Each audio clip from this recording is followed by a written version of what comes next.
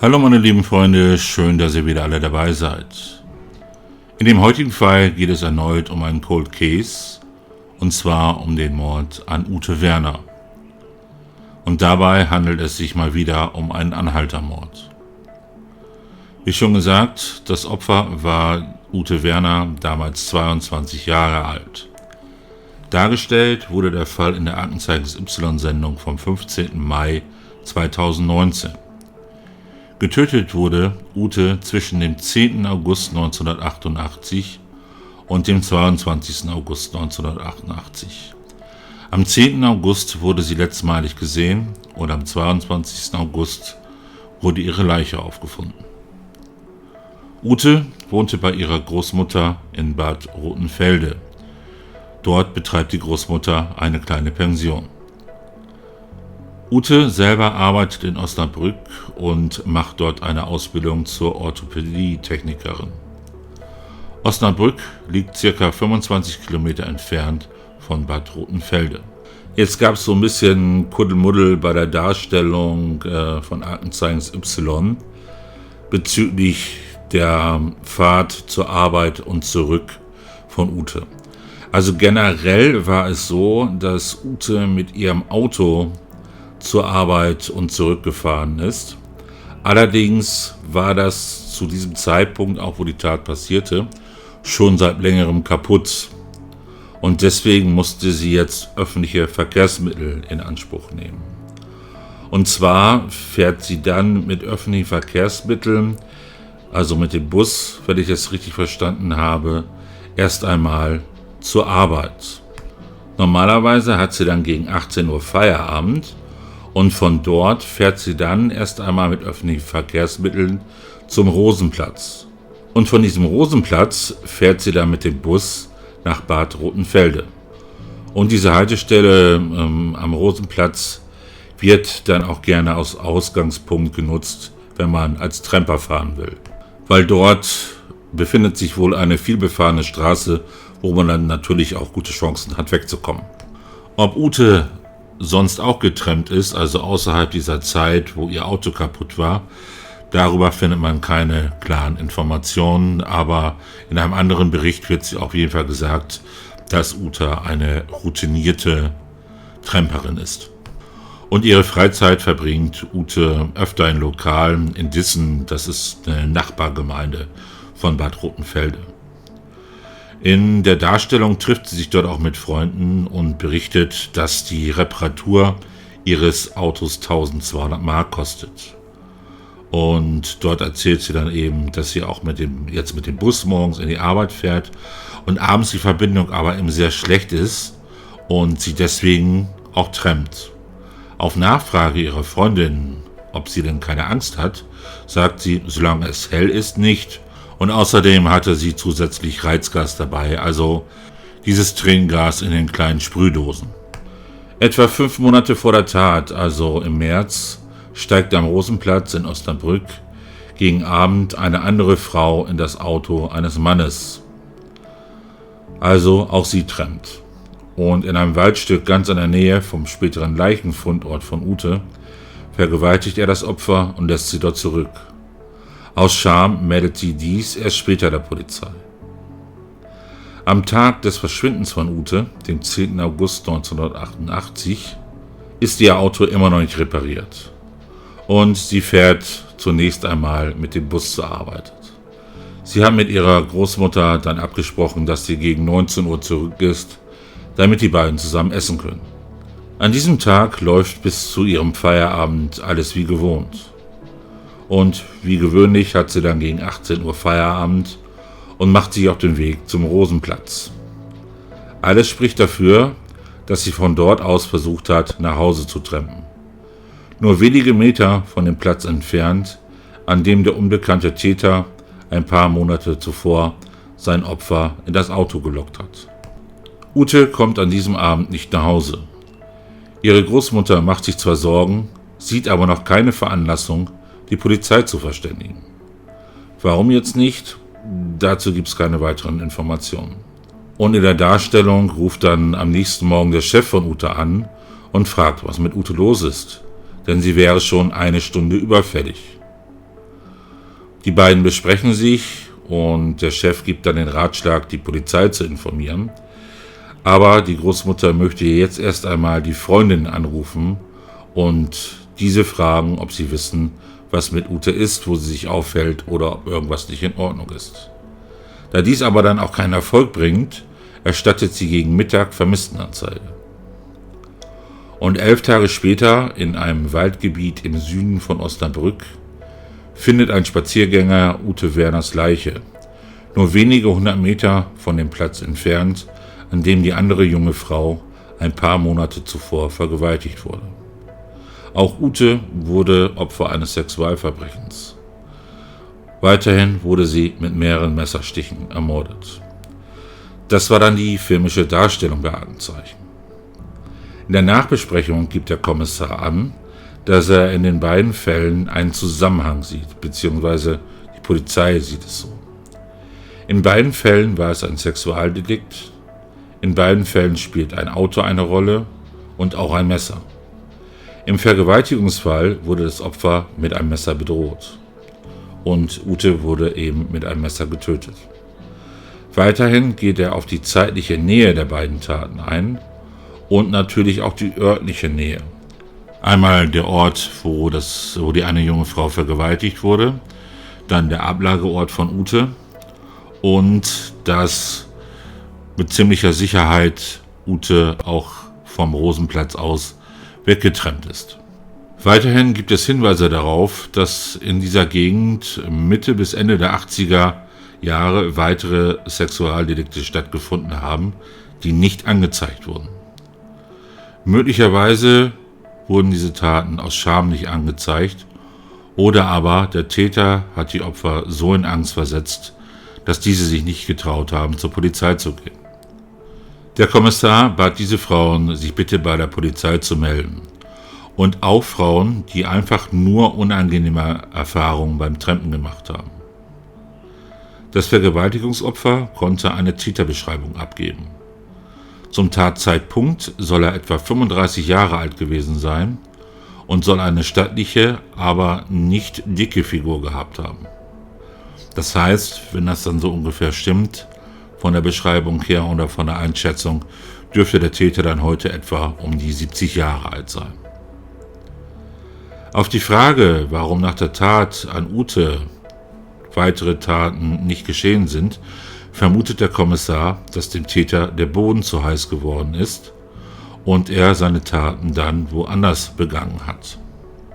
Da stellt sich natürlich dann auch die Frage, ob der Täter im Raum Osnabrück ansässig ist oder ob er vielleicht dort mal gewohnt hat, vielleicht dort aufgewachsen ist, sich in der Gegend gut auskennt und es deswegen immer wieder ihn dorthin zieht, um diese Taten zu begehen. Dann wurde der Fall auch nochmal bei Hallo Deutschland vorgestellt und da gab es dann ein paar zusätzliche Informationen. Und diese Sendung wurde gezeigt am 18. Januar 2021. Da heißt es dann, dass in der Pension der Großmutter hauptsächlich Kurgäste untergebracht waren. Und dass der Arbeitsplatz, wo Ute ihren Ausbildungsplatz hatte, im Osnabrücker Stadtteil Schinkel war. Am Tattag ist sie um 18:10 Uhr zuerst mit dem Bus in die Stadt bis zum Neumarkt gefahren. Also das war wohl so dieser übliche Weg, um dann auch zu diesem Rosenplatz zu kommen. Dies konnte einmal dadurch ermittelt werden, dass die Busfahrkarte noch bei ihr gefunden wurde. Und weiterhin hat sie diesen Weg zusammen mit 2 Arbeitskollegen bestritten. Und von dort konnten diese beiden Arbeitskollegen dann noch beobachten, wie Ute in einen Bus, der in Richtung Rosenplatz fährt, eingestiegen ist. Die Polizei geht davon aus, dass der Fundort von Ute gleichzeitig auch der Tatort ist. Bei ihrer Leiche werden später alle persönlichen Gegenstände gefunden, bis auf eine rote Umhängetasche. Die Polizei vermutet, dass diese nach der Tat zunächst im Auto verblieben ist und der Täter diese dann eventuell später entsorgt hat. Der Tatort befindet sich am Stadtrand von Osnabrück, unweit des Franziskus-Hospitals. Dabei handelte es sich nicht um ein verstecktes oder schwer einsehbares Gelände und deswegen wunderte sich der Kommissar darüber, dass vorher kein Spaziergänger oder ähnliches die Leiche gefunden hat. Und nach dem Aufruf des Kommissars bei Aktenzeichen Y haben sich dann tatsächlich einige Frauen gemeldet, die im Nachhinein noch Sexualstraftaten angezeigt haben. Diese sind dann natürlich schon verjährt, aber trotzdem hoffte die Polizei, daraus weitere Erkenntnisse zum Täter zu gewinnen. Aber diese Aussagen haben bisher die Polizei wohl nicht weitergebracht. Dann berichtete der Kommissar darüber, dass es eine Spur ins Ruhrgebiet gibt, die sich die Polizei so nicht erklären kann. Aus ermittlungstaktischen Gründen gibt die Polizei aber keine weiteren Informationen preis. In einem Forum zu dem Fall war dann noch Folgendes zu finden. Die Leiche von Ute lag im Wald in der Nähe eines Maisfeldes. Ein Mann, der dort Maiskolben pflückte und sich beobachtet fühlte und deshalb in den Wald einbog, entdeckte die Leiche schließlich.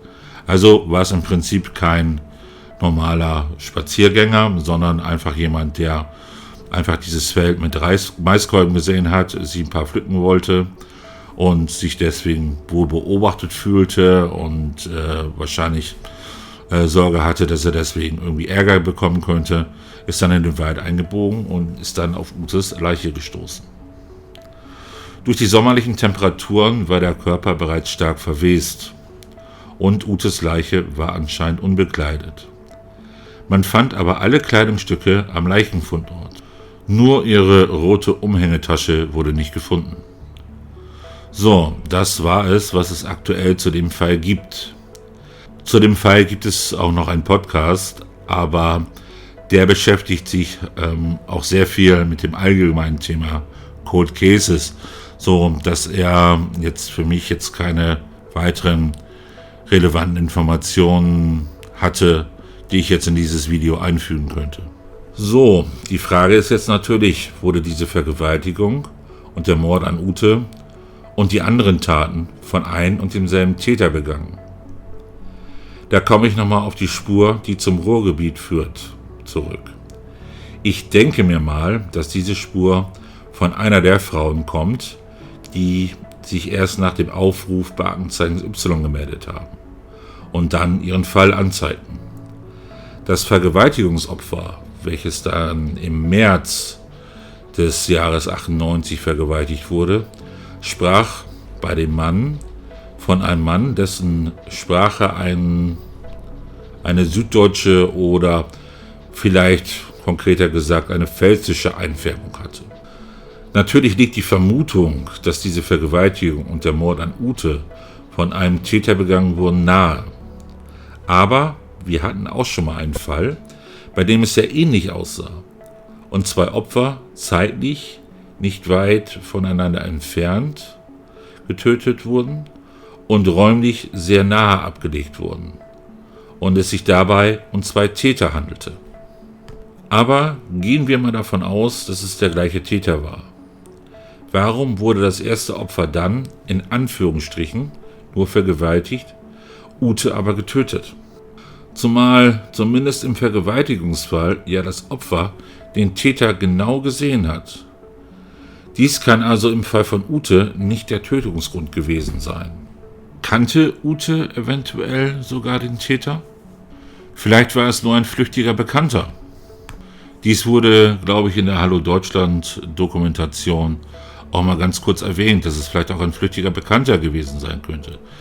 Dies würde erklären, warum dann, sagen wir mal, auch keine weitere Frau vergewaltigt und dann getötet wurde. Aber eventuell könnte es auch ein unbekannter Täter sein. Und vielleicht hat es mit dem Tränengas zu tun, welches Ute bei sich führte. Vielleicht hat sie sich gewehrt und wollte dieser Vergewaltigung entgehen und hat versucht, den Täter zu attackieren und dann zu flüchten. Und er hat sie deswegen getötet. Da wäre dann natürlich die Frage noch offen, ob der Täter sich zuerst an ihr vergangen hat und sie dann tötete oder sie zuerst tötete oder Ute schon schwer verletzt war, als er sich an ihr vergangen hat. Wenn dieser Täter mehrere Taten begangen hat, glaube ich nicht, dass er einfach damit aufgehört hat, sondern wie der Kommissar in Aktenzeichen Y sagt, wurde ihm der Boden zu heiß und er hat dann seine Taten woanders begangen. Aber es scheint bundesweit keine Taten zu geben, die das gleiche Muster aufweisen. Interessant wäre hier natürlich auch zu wissen, ob eine der Frauen, die sich nach dem Aufruf bei Aktenzeichen Y gemeldet haben, eine Tat angezeigt hat, die nach der Tat von Ute Werner passiert ist. Wenn nicht, könnte es natürlich auch so sein, dass der Täter eventuell durch den Mord an Ute selber so geschockt war, dass er eventuell aufgehört hat, was ich nicht so ganz glaube, aber vielleicht selber damit tatsächlich psychische Probleme hatte und vielleicht später eine Selbsttötung begangen hat. Vielleicht nicht direkt, vielleicht Jahre später. Aber was einfach insgesamt auffällig ist, ist einfach der Punkt, dass es wohl nur eine Tötung im Zusammenhang mit einer Vergewaltigung gegeben hat. Alles andere waren wohl nur in Anführungsstrichen Vergewaltigungen. Und deswegen ist da einfach die Frage, ob es sich wirklich um den gleichen Täter handelt. Natürlich spricht erst einmal alles dafür. Aber dass eine Camperin mit dem Auto mitgenommen wird, ist vollkommen klar. Dann dieser Rosenplatz ist ein bekannter Ort für Tramper. Da wäre dann auch wieder interessant zu wissen, die anderen Frauen, die später die Vergewaltigung angezeigt haben, war es da auch so, dass sie am Rosenplatz oder an einem ähnlichen Platz in ein Auto eingestiegen sind? Wenn wir mal rein spekulativ davon ausgehen, es hat, sagen wir mal, 10 Taten gegeben, zusammen mit dem Fall von Ute. Und nur in einem einzigen Fall wurde jemand getötet, und zwar Ute. Da wäre wirklich die Möglichkeit gegeben, dass sie einfach bei einem Bekannten eingestiegen ist. Dass sie ursprünglich vorhatte zu trampen, aber um diese Uhrzeit, das ist ja auch noch eine recht übliche Uhrzeit, wo man eventuell vom Einkaufen oder von der Arbeit aus nach Hause fährt und der sie gesehen hat und dann mitgenommen hat und das dann das eine das andere praktisch ergeben hat und er sich gedacht hat, okay, versuche ich es einfach mal. Vielleicht hat er schon lange diesen Gedanken gehegt. Und vielleicht war es in Anführungsstrichen nur Zufall, dass dieser Täter auf den gleichen Platz gefahren ist, wo ein paar Monate zuvor die andere junge Frau vergewaltigt wurde. Man sollte in diesem Fall wirklich beide Richtungen beachten. Einmal dieses Mehrfachtäters oder praktisch schon Serienvergewaltigers und die Möglichkeit, dass es eventuell in diesem Fall ein Bekannter von Ute war. Jetzt bin ich mal gespannt, was ihr in den Kommentaren dazu schreibt. Vielleicht kommt ja auch mal wieder jemand von euch aus der Nähe und kann ein paar weitere Informationen geben. Ansonsten, wer das nicht in die Kommentare schreiben möchte, auch gerne per E-Mail. Dann bedanke ich mich erstmal wieder fürs Zuhören oder fürs Zuschauen, je nachdem, wie ihr meinen Content konsumiert. Passt auf euch auf und bis zum nächsten Video. Tschüss!